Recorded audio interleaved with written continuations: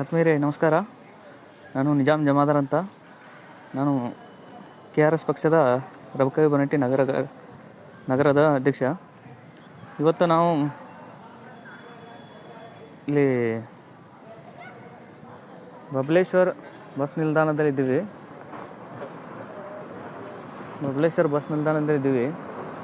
But ಈ bus ನಿಲ್ದಾಣದ ವ್ಯವಸ್ಥೆ ಆಗಿದೆ ಅಂದರೆ ಇಲ್ಲಿ ಯಾವುದೇ ಮೂಲ ಸೌಕರ್ಯಗಳು ಇಲ್ಲ. ಸಾರ್ವಜನಿಕರಿಗಾಗಿ ಯಾವುದೇ ಮೂಲ ಸೌಕರ್ಯಗಳಿಲ್ಲ. ಇದು ಮತ್ತು ಬಬಲೇಶ್ವರ ಬಸ್ ಇದು ತಾಲೂಕು. ಈ ತಾಲೂಕಿನಲ್ಲಿ ಯಾವುದೇ ಸಾರ್ವಜನಿಕರಿಗೆ ಯಾವುದೇ ಕುಡಿಯುವ ನೀರಿನ ಸರಿಯಾದ ವ್ಯವಸ್ಥೆ ಇಲ್ಲ. ಅದೇ ರೀತಿ ಇಲ್ಲಿ ಶೌಚಾಲಯದ ವ್ಯವಸ್ಥೆ ಇಲ್ಲ. ಇಲ್ಲಿ ಒಂದು ಶೌಚಾಲಯ ತೋರಿಸ್ತೀನಿ ನಿಮಗೆ ಯಾವ ರೀತಿ ಇದೆ ಅಂದ್ರೆ,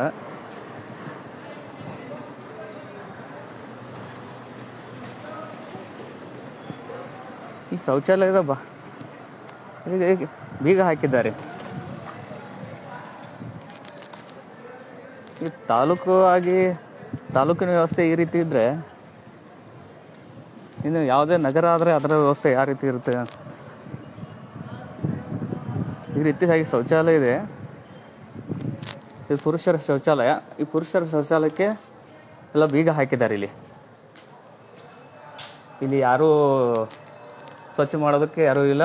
ಇದ್ರ ಬಗ್ಗೆ ಯಾರೂ ಇಲ್ಲಿ ಸಾರ್ವಜನಿಕರು ಇದ್ರ ಬಗ್ಗೆ ಯಾವುದೇ ಪ್ರಶ್ನೆ ಕೂಡ ಎತ್ತಾ ಇಲ್ಲ. ಇದ್ರ ಬಗ್ಗೆ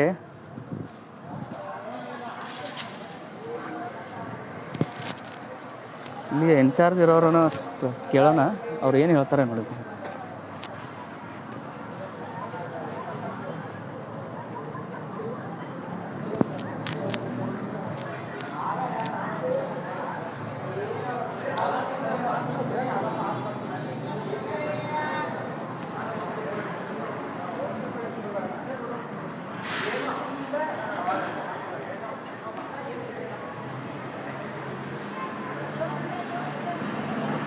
ಸರ್ ನಮಸ್ಕಾರ.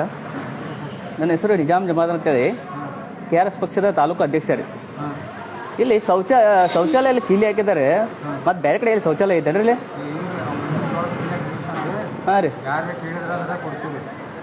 ಯಾರೇ ಕೇಳಿದ್ರಂದ್ರೆ ರೀ ಇಲ್ಲ ಸಾರ್ವಜನಿಕವಾಗಿ ಅದೇ ರೀತಿ ಯಾವನಂತರ ಚಲೋ ಇರಂಗಿಲ್ಲ ರೀ. ಅದು ಕೊಡೋರು ಯಾರು ಇಲ್ಲ ರೀ? ಹಾಂ ರೀ, ಯಾರಿಗೂ ಹೇಳೇ ಇಲ್ಲ. ಅದು ಈ ಟೆಂಡರ್ದು ಯಾರಿಗೆ ಆಗೇ ಇಲ್ಲ ರೀ? ಅದು ಬಿಜಾಪುರದವ್ರು ಅದಾರ. ಅವ್ರು ಯಾವಾಗಾದ್ರೆ ನಿಮ್ಮ ಕೀಲಿ ಕೇಳಿದ್ರೆ ಅಷ್ಟೇ ಕೊಡ್ತೀರಿ. ಆದರೆ ಸರಿಯಾಗಿ ಅದನ್ನ ಅಲ್ಲಿದ್ದ ನಿರ್ವಹಣೆ ಮಾಡೋರು ಯಾರಿಲ್ಲ, ಯಾರೂ ಇಲ್ಲ ರೀ. ಆಯ್ತು, ಓಕೆ.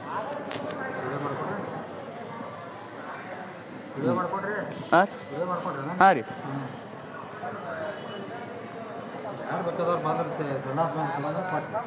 ಆ ರೀತಿಯಾಗಿ ಕೊಡ್ತೀರಿ ಇಲ್ಲಿ. ಹಾಗೆ ಅದಕ್ಕಾಗಿ ಮತ್ತು ತಾಲೂಕು ಐತ್ರಲ್ಲ, ತಾಲೂಕಿದ್ದು ಆ ರೀತಿ ವ್ಯವಸ್ಥೆ ಇರಬೇಕಾಗಿತ್ತಲ್ಲ.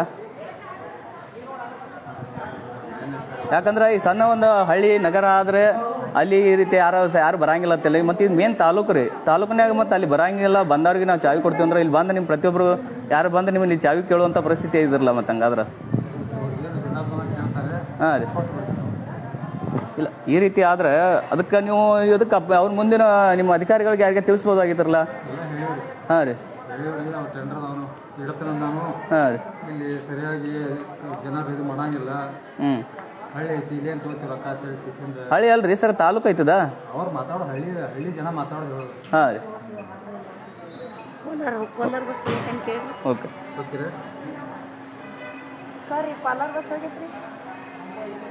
ಈ ರೀತಿ ಇದೆ ಸ್ನೇಹಿತರೆ.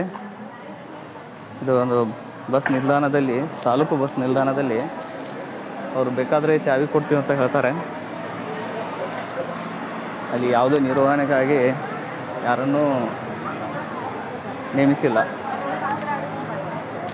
ಯಾರೋ ಬಿಜಾಪುರದವರು ಯಾರೋ ಟೆಂಟ್ ಹಿಡಿದಿದ್ದಾರೆ. ಬಟ್ ಅವ್ರಿಗೆ ಆ ಟೆಂಡರ್ ಹಿಡಿದವರು ಇಲ್ಲಿ ಯಾರೂ ಇಲ್ಲ. ಅದಕ್ಕಾಗಿ ದಯವಿಟ್ಟು ನಾನು ಇದಕ್ಕೆ ಸಂಬಂಧಪಟ್ಟ KSRTC ಇಲಾಖೆಯವರಿಗೆ ಮನವಿ ಮಾಡ್ಕೋತಾ ಇದ್ದೀನಿ. ಇದು ತಾಲೂಕಾಗಿ ತಾವು ದಯವಿಟ್ಟು ಇದರ ಬಗ್ಗೆ ಸ್ವಲ್ಪ ಯೋಚನೆ ಮಾಡಬೇಕು. ಅದು ಸಾರ್ವಜನಿಕವಾಗಿ ಅಂದರೆ ತಾಲೂಕಿನಲ್ಲಿ ಈ ರೀತಿಯ ಒಂದು ಶೌಚಾಲಯದ ವ್ಯವಸ್ಥೆ ಇಲ್ಲದು ತಾವು ದಯವಿಟ್ಟು ಇದ್ರ ಬಗ್ಗೆ ಗಮನ ಹರಿಸ್ಬೇಕು ಅಂತ ಕೇಳ್ಕೊತೀನಿ.